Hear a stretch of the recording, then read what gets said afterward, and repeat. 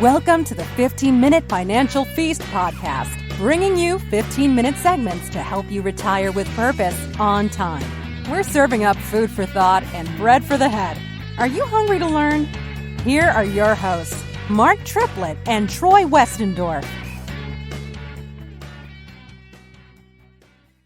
Hey everyone, welcome to the 15-Minute Financial Feast. My name is Troy Westendorf. I forgot what I was saying, Troy. My name is Mark Triplett. Today we're going to be covering the second part of our two-part series, Milestone or Transitional Birthdays. We covered 5 of the 10 transitional or milestone birthdays last time.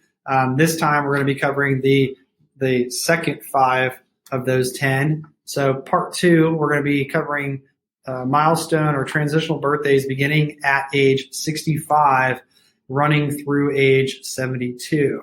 And we're going to talk about what should you know about each milestone birthday and what actions you might want to be prepared to take as you approach these birthdays. So Troy, let's start with number 65. 65. What's we are important now eligible for Medicare. Woohoo! I like it. So we can enroll for Medicare. We have a 7-month kind of window. So we got the month date of your birthday. We have 3 months prior and we have 3 months after. So we can actually get enrolled in Medicare during that window. So when's your birthday? My birthday is April 1. So April Fool's. It's April It's hard 1, to so you forget won't that. notice, but it's April 1st. So your birth month is April. Yes. And you have 3 months prior. Yep, so January, February, March. And 3 months after. May, June, July. So that's your 7-month window Right. for Medicare. When you turn 65, you got a few years before that. I got a few years, yep. So once we're enrolled in Medicare, one of the things is we're no longer allowed to contribute to an HSA, just so they know that.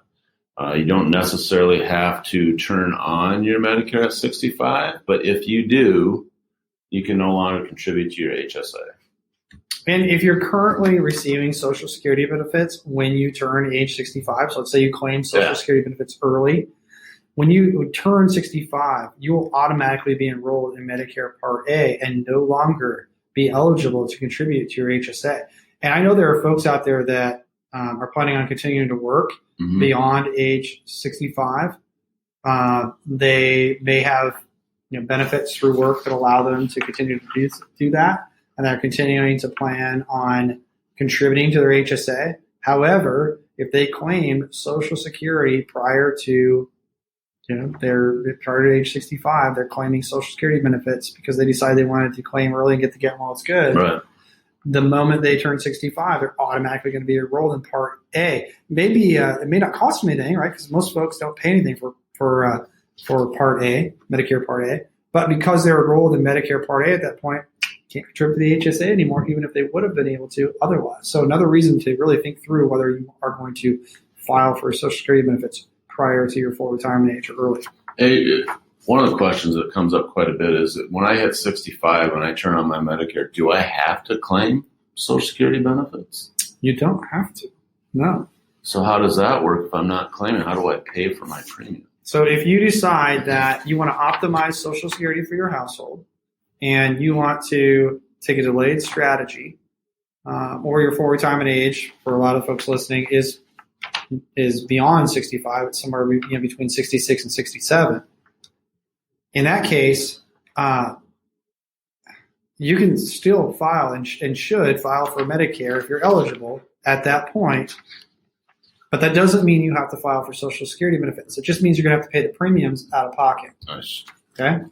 And once you file for Social Security, then you can have those premiums for Medicare taken out of your Social Security benefits if you choose to do so. Nice. So, Now, Mark, we've hit age 66, 67. These are two crucial dates again. So now we're past the 65. We're 66, 67. What are one of the first things that happen when we hit that age? Well, as I just mentioned, for many of the folks that are listening to this, your full retirement age for Social Security benefits is probably somewhere between 66 and 67. And who knows what the future holds the Social Security system is going to need some overhaul at some point. If we don't have an overhaul, benefits could potentially be reduced in the future. That is no news to just about anybody. And right now, my 10-year-old, his full retirement age benefit starts at 67. Yep.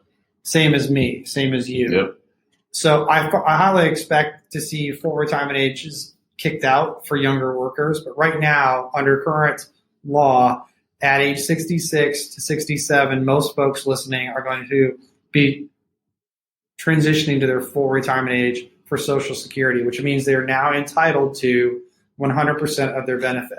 So for those born between 1943 and 1954, your full retirement age benefit is 66. For those of you born between 1955 and 1959, your full retirement age increased by 2 months every year. And just for example, like if your birth date was 1956, your full retirement age, or FRA, is going to be 66 and 4 months. And then for your FRA for folks born after 1960 is age 67, and there's no graduation beyond that. So I highly expect younger workers to have some sort of full retirement age benefit that is graduated further out than that, a different age. But that's how it is today. So one of the other things is, for every year you delay claiming Social Security beyond your full retirement age, you receive an 8% delayed credit. So in other words, if your Social Security benefits start, let's just say your full retirement age is 67, you claim at 68, you're entitled to 108% of your full retirement age benefit. Now, we're not going to tell someone whether they should when they should claim without doing any discovery and analysis that we do here, but just shows the impact of claiming early versus delaying when you're talking about that 8% increase. Absolutely, and that's an 8% increase on their benefit. Yes. For the rest of their life. Right. And it's an 8% increase on their benefit that would also be eligible to receive any cost of living adjustments when Social Security announces a cost of living adjustment. So delaying beyond your full retirement age can significantly increase the household cash flow, particularly tax advantage and government backed and inflation adjusted cash flow coming into the household. So making a claiming decision on when to file for Social Security benefits without doing a complete comprehensive analysis of how it interacts with all of your other retirement resources and how to optimize it for your household would be ill-advised. Once you've reached full retirement age, there is no longer any earnings limit, which we talked about in previous discussion, but that earnings limit goes away. When you hit your full retirement age, you can make as much money as you want, claim Social Security, and they don't claw back any of it. It's nice. Right? Yep. So you get your full benefit and you can work and make as much money as you want. That's the good news. The bad news, though, Troy, is that taxes. You got to pay taxes, right?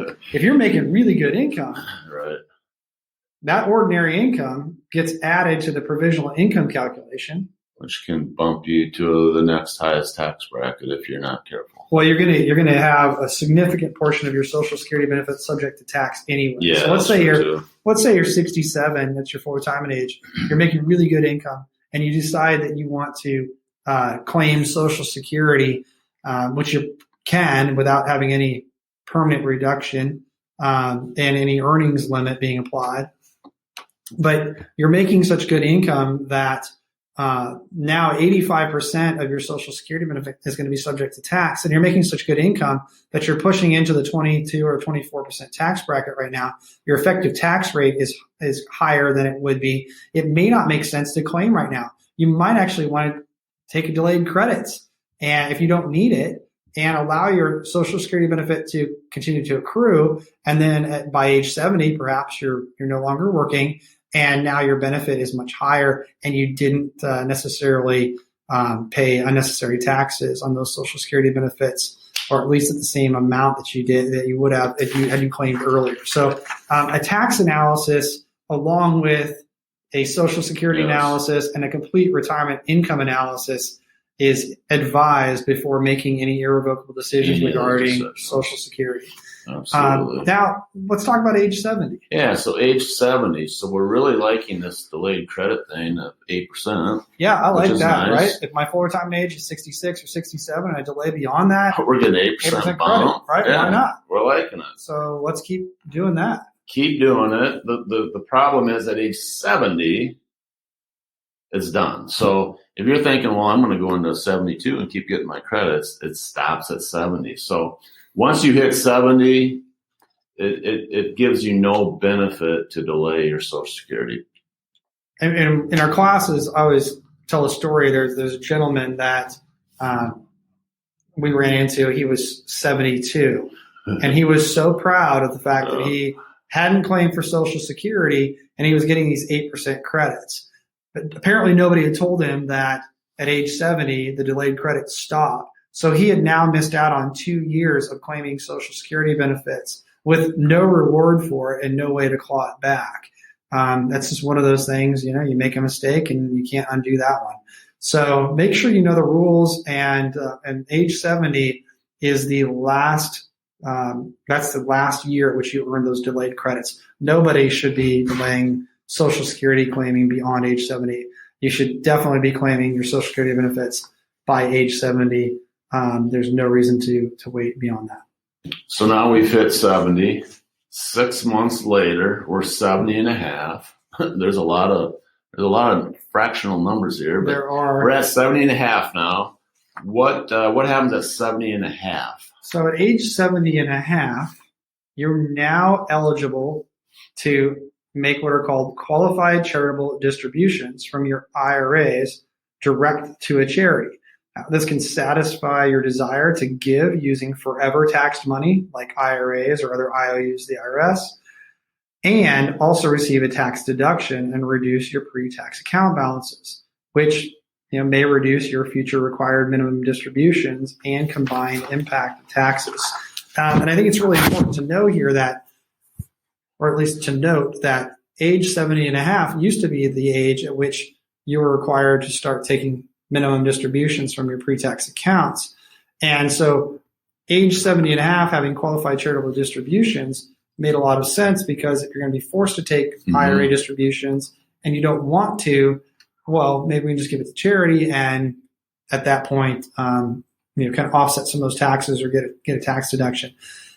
When the Secure Act was passed and changed the rules with regard to required minimum distributions, this was back in 2019, when that was passed, they did not meddle with the qualified charitable distributions. So even though the RMD age changed, today you can still start qualified charitable distributions from your IRAs at age 70 and a half, even though you're not forced to take required minimum distributions. So from a tax planning perspective, if somebody has a large IRA balance that they're probably not going to be needing throughout their lifetime, they want to give to charity. Maybe they're supporting a church, or maybe they're supporting some other organization that they are that they want to support, whatever it is that they're doing. They can do so in a tax efficient manner if they know how to do it. They can't take the distribution, have it distributed to themselves. It has to go to that charity directly. It's important that you understand the procedures along with that and what to do, and you're working with your tax advisor to be able to track all of this. But it is a milestone age at 70 and a half because of that particular opportunity. So now we're at 72, and now we are required to, most people have heard this term, required minimum distributions, RMDs, from our traditional pre-tax IRAs, accounts like 401k plans, if we still have dollars in there. We're going to be required to take these distributions. Required a certain amount, and they have a percentage they do each year, and it actually increases each year. But they tell us, here's what we have to take out of those IRAs, 401ks, and now we're forced to pay tax on those dollars. Yeah, a lot of folks by age 72 have settled into kind of a lifestyle, and they have their income sources, maybe Social Security, pension if they're fortunate to have one. Maybe they've set up their own income stream by using some sort of guaranteed lifetime income product like an annuity or something like that. So they have their income their cash flow figured out. And then all of a sudden, they're forced to start making distributions from pre-tax accounts that throws in additional taxation on top of what they already have coming into the household. And sometimes this can drive folks into a higher effective tax rate and a higher tax bracket. It can impact Social Security. And a lot of folks don't like it, don't want to take it. No. But what happens if you don't take those distributions? There is a penalty. How big is that penalty? Well, the penalty can result in a steep penalty equal to 50% of the RMD itself. Right. So if you were supposed to take, let's say you're supposed to take a $6,000 required minimum distribution that year, and you didn't do it because you either didn't know, and it is your responsibility. If you're working with a financial advisor, hopefully they're telling you to do this and making sure that they have tracking capabilities to help you do this. Yes. But it is technically your responsibility in the eyes of the IRS. If you don't take that $6,000 distribution, they're coming for $3,000 of it as a penalty for failure to take that withdrawal. So it's really important. Most financial institutions today, most financial advisors, if you're working with anyone that's worth their salt, is going to make sure that you know what you need to take and where you need to take it from. But it is your responsibility to make sure at age 72 you're doing that. That is all for this week's show. We've covered those last 5 of the 10 transitional birthdays, or those milestone birthdays. If you have questions about any of the topics or any of the topics we covered today, those birthdays, or any other financial related topics, you can visit our website at www.mypt5.com, www.mypt5.com, and submit it there. Or you can reach out to us directly if you feel comfortable doing that. Yeah, so, many folks are struggling, Mark, to answer the financial questions, many of which we've just discussed today. And it can be a difficult time. It's not easy. It can be a process. It can be stressful. But, you do have the power to make those meaningful introductions. If that is something that you would like to do, or know someone that's struggling and needs a second opinion, or just needs some help wrapping their arms around this stuff, reach out to our office. Or Mark said you can visit our website. Get in touch with us. Mark and I would love to help you. Just kind of wrap your arms around this. It's something that you just can't do with a pen and paper anymore.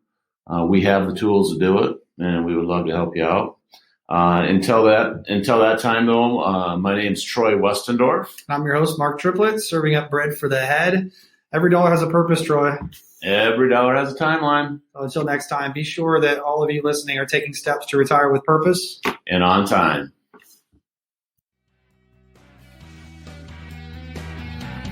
You've been listening to the 15-Minute Financial Feast podcast. Remember, every dollar has a purpose and every dollar has a timeline. If you have questions about today's topic, schedule a call with a team member. Visit www.mypt5.com. Until next time, be sure you're taking steps to retire with purpose on time. Mark Triplett is an investment advisor representative of and advisory services offered through Royal Fund Management, LLC, an SEC-registered investment advisor.